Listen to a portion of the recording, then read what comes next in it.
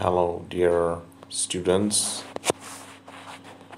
Let's begin a new lesson from the ACES second year syllabus. The name of the lesson is Lost Spring Stories of Stolen Childhood, written by Anis Zhang. Anis Zhang was a columnist, a journalist, writer who used to write columns, articles for leading English newspapers, both in India and abroad. And this lesson, Lost Spring, the stories of stolen childhood, is an excerpt from her book Lost Spring, Stories of Stolen Childhood. Here the author, Anis Zhang, presents the stories of two children, little children. Okay, their names are Sahib and Mukesh, and their struggle for survival, their daily struggle for survival, how they struggle to come to terms with different difficulties of their daily lives and their ambitions, their different ambitions in life, and contrast between dream and reality. So let's begin the lesson. Sometimes I find a rupee in the garbage. The first story, as I have already mentioned, it is a compilation of two different stories related to two young children, Saib and Mukesh. So the first story is called Sometimes I Find a Rupee in the Garbage. Why do I do this? I ask Sahib, whom I encounter every morning scrounging for gold in the garbage dumps of my neighborhood. So the story relates to a boy called Sahib, whom the writer Anisa she encounters. Encounter here means meets or confronts or faces. Okay, every day, every morning, scrounging for gold, and it is always Sahib is seen scrounging for gold. He's scrounging here, it means searching desperately, okay, looking for something. And it is as if Sahib is always searching for gold, scrounging for gold in the garbage dumps, in the garbage dumps of my neighborhood. And invariably, every day, regularly, the author Anis Zhang observes this Sahib searching for garbage dumps, okay, searching for gold. Gold here means precious things, valuable things. And he keeps on scrounging, he keeps on searching, he keeps on looking for, he keeps continues to look for something precious, something valuable in those dumps, in those garbage dumps. That means he's a rag picker. He is a boy who keeps collecting, keeps searching for certain things which should prove to be useful, okay, to him. So the author Zhang always encounters him, or rather meets him every day, and she observes Sahib always searching for these precious things in her neighborhood, in the place where in and around the place where she stays or she lives. Sahib left his home long ago. He left his home, original home, long ago, set amidst the green fields of Dhaka. His home is not even a distant memory. So he left his home long ago. His home was set amidst means in the middle of, okay, in the middle of. So his home was set amidst, his home was in the middle of the fields of Dhaka. Dhaka, students, Dhaka is the capital of Bangladesh. Okay, so his home was there in Bangladesh, in Dhaka, in in the middle of those green fields of Dhaka. But his home is not even a distant memory, but he can hardly recall where was his home. He can hardly remember. Okay, he can hardly remember where his home is and when he left his home. There were many storms that swept away their fields and homes, his mother tells him. He has only heard his mother telling him that there were many storms, many difficulties, many struggles, many storms that swept away their fields and homes. So their home, their homes, their fields, everything was swept away, everything was destroyed, devastated by storms. Okay, his mother keeps telling him. That's why they left looking for gold in the big city where he now lives. So that's why, as they encountered natural calamities like storms, different hardships, different struggles, they had to leave their homes. They had to leave the people over there. They had to leave their homes and had to come to this city. Okay, looking for gold, looking for something precious, looking for something valuable. And here he is living here, okay, in this city.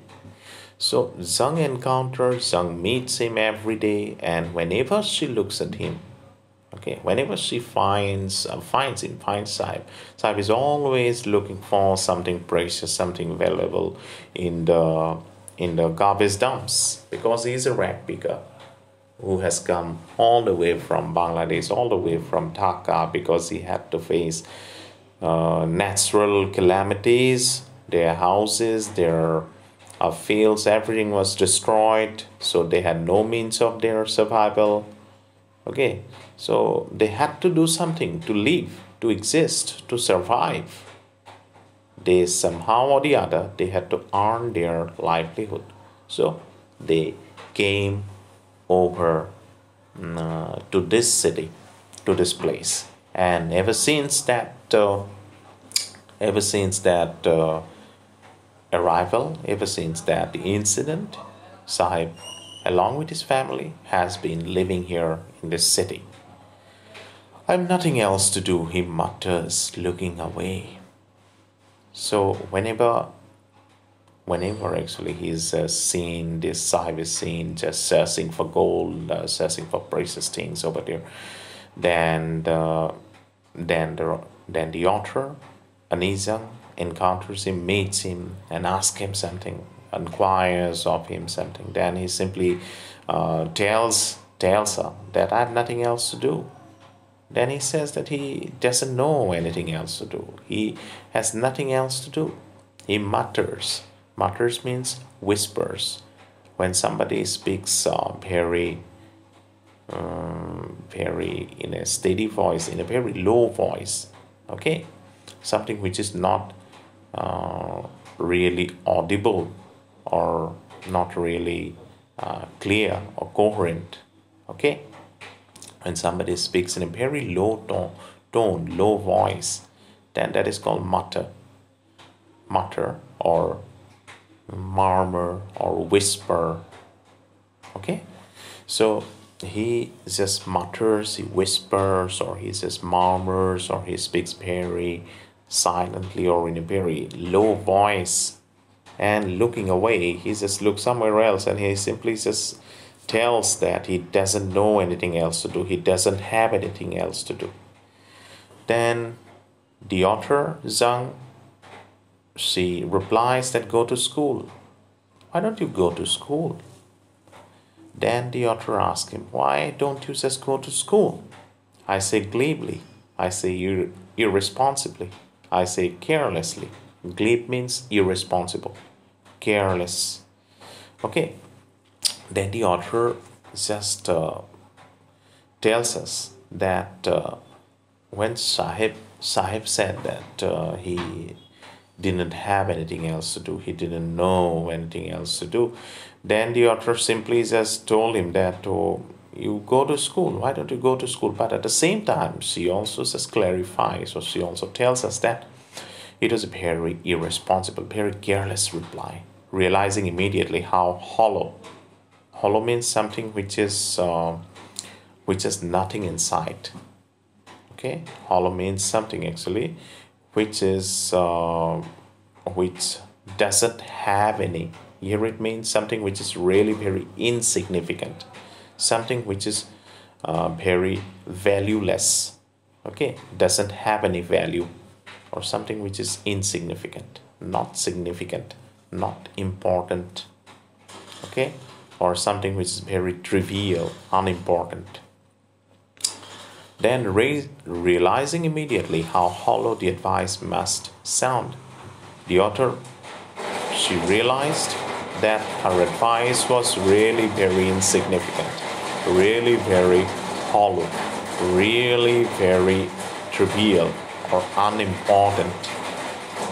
Okay? There is no school in my neighborhood. Then Sahib replied that there is no school in my neighborhood. When they build one, I will go. Then Sahib simply tells that there is no school in his neighborhood. When people make one school, okay, he would definitely go to school. That means Sahib was interested actually towards study. Towards studies, he wanted to go to school, but unfortunately, there was no school. So he simply told or replied to Anis Zang, the author, that he didn't have any school in the neighborhood, and if such a school is made, he would definitely go there. If I start a school, will you come? I asked, half joking. Then the author, Zang, again asked him, if I start a school, if I begin a school, will you come? Will you come to my school? Yes, he says, smiling broadly. Then Sahib replies that he will definitely come to her school, smiling broadly. And he was, at the same time, while he gave the reply, he was smiling broadly. Okay? Then a few days later, I see him running up to me. Is your school ready? Then, after a few days, Zang again met him, and this time Sahib ran up to her and asked her, is your school ready? As you told me that you would make a school, you would construct a school, you would just prepare a school for me. Now, is your school ready? It takes longer to build a school, I say, embarrassed at having made a promise that was not meant. Then I say, that means Anis Zang replied that it takes longer to build a school. It takes a lot of time to build a school. It takes a lot of time to construct a school. It takes a lot of time to make a school. Okay? So she was feeling really embarrassed. Embarrassed means very uneasy. Okay? Embarrass, if you use it as a verb, it is to make somebody feel very uneasy, very awkward. Okay? So she felt really embarrassed. She felt really uneasy. She felt really, really very embarrassed. Very awkward, very uneasy. At having made a promise that was not meant, because she had made a promise that was not meant to be fulfilled. Zang made a promise that was never meant to be fulfilled. So she was feeling really very awkward, very uneasy, because Zang had told him that she would, if she made a school, constructed a school, built a school, would he come to school? And Sahib became very optimistic. Rather, he believed that Zang would build a school. So, with that childish innocence, he came over there and asked her, but she was feeling really embarrassed. She felt really very awkward, very uneasy. because she made a promise that she never meant to fulfill. But promises like mine abound in every corner of this bleak world. Dan Zhang says that promises like her, promises like the one that she made, abound. Abound means to be in plenty. Okay? To be in plenty, to be in abundance. So promises like her are just too many. Abound here means something actually which is just too many, plenty of. So a promise that she made was not the only promise which is not meant to be fulfilled. There are so many promises being made to children like Sahib which are not meant to be fulfilled, which are really insignificant. Okay, very trivial. So this is not the only promise which is not fulfilled. Okay, there are so many promises in this, in every corner, everywhere in the world. There are so many promises like this. And of this bleak world, bleak means something which is hopeless, despondent, gloomy. Okay, so in this world, in this hopeless world, in this world of no hope, there are so many promises like this. In this hopeless world, there are so many promises like this which are not meant to be fulfilled. Okay? Then after months of knowing him, I asked him his name. So after several months of their since they got familiar to each other, Anizang asked him his name. Sahib Alam, he announces. Then he replied rather, that his name is Sahib Alam. He doesn't know what it means, but he hardly knows the meaning of his name. His name is Sahib Alam, but the boy, little boy, he doesn't know the meaning of his name. If he knew its meaning, Lord of the universe, he would have a hard time believing it. He hardly knew the meaning of his name. The meaning of his name is Lord of the universe. Sahib means the Lord. Okay. Sahib Alam, the Lord of the universe. So his name symbolizes or signifies or means the Lord of the universe.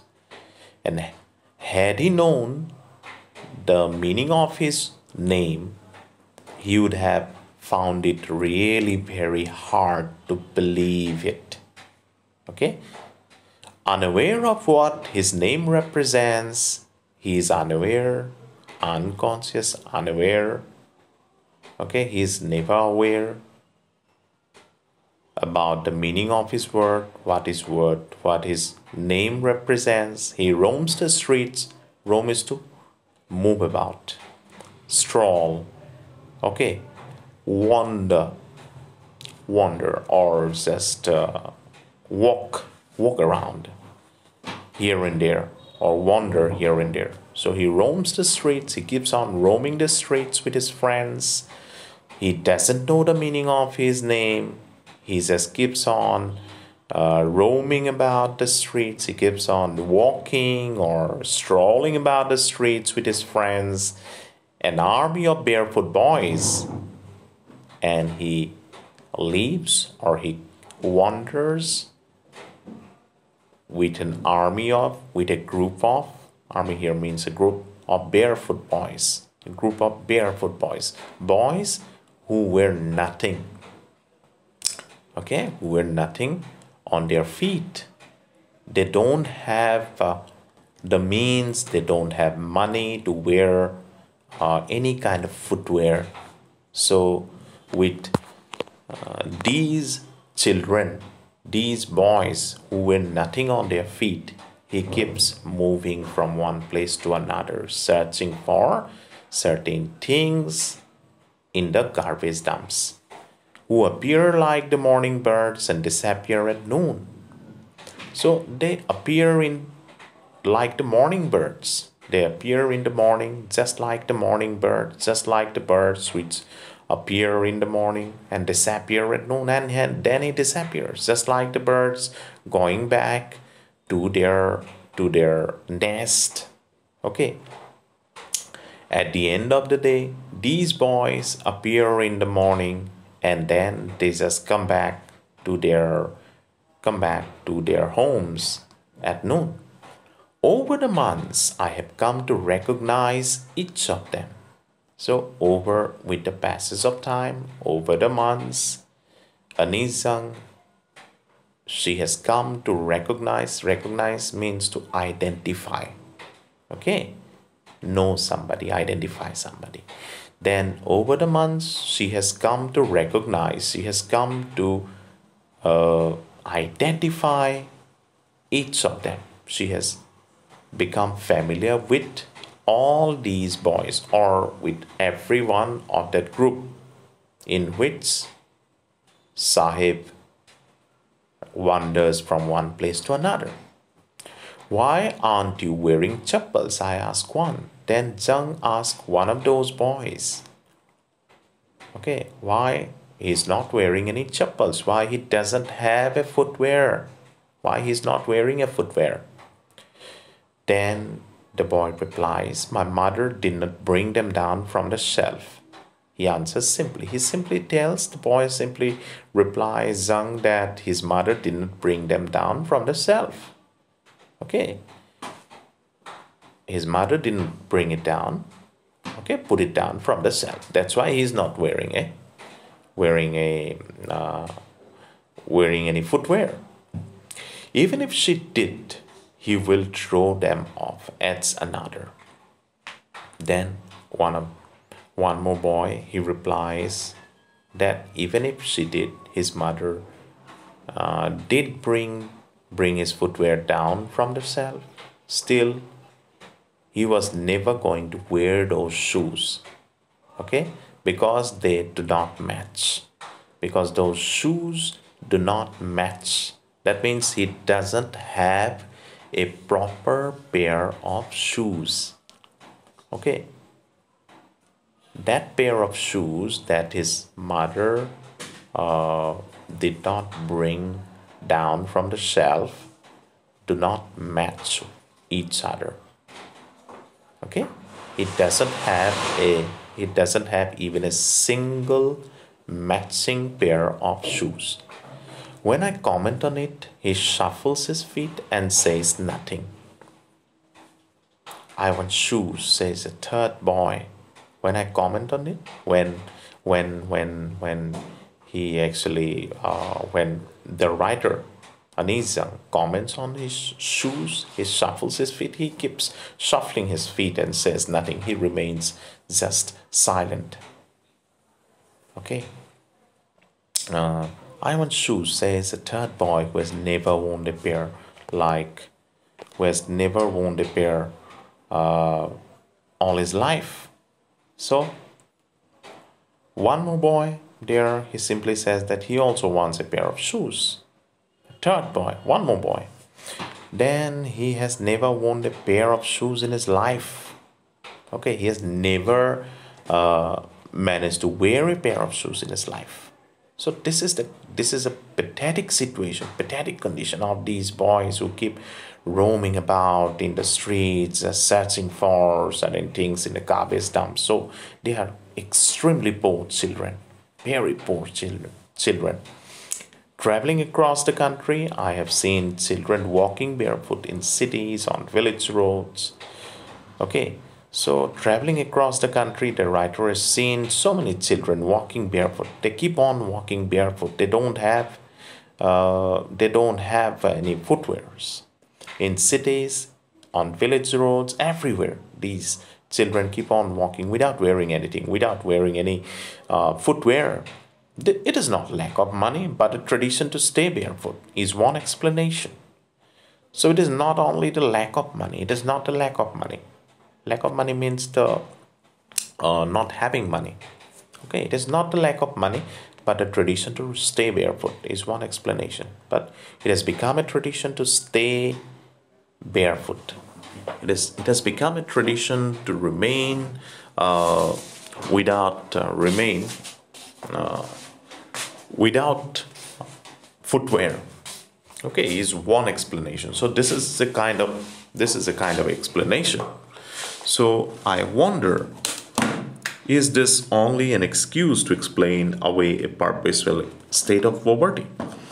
But the writer Zhang, she just contemplates, she just wonders, she just thinks whether it is an excuse, whether it is an excuse, whether it is a deliberate attempt, it is a deliberate or intentional attempt to explain away or to hide, rather to conceal a perpetual. Perpetual means endless.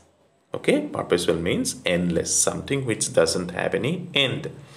Perpetual means endless or eternal. Okay, so but Zhang is a bit skeptical. She doubts whether this explanation that one remains barefoot because it has become a tradition is an excuse for hiding the endless poverty under which these children live. Okay, today I will just end the video right here. I hope you have understood this video. In the next video I will resume, okay, from here. So hope for your cooperation. Thank you.